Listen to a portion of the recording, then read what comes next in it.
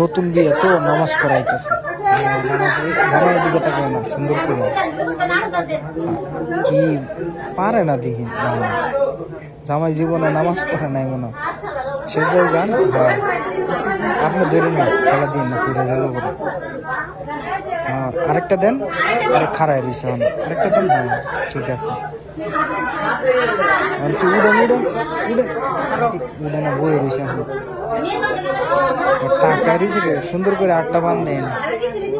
তাকায় রয়েছেন কে নিচের দিকে তাকান। এত মানুষের সামনে নামাজ পড়তেছে, ডরে পড়তে পারতেছে না।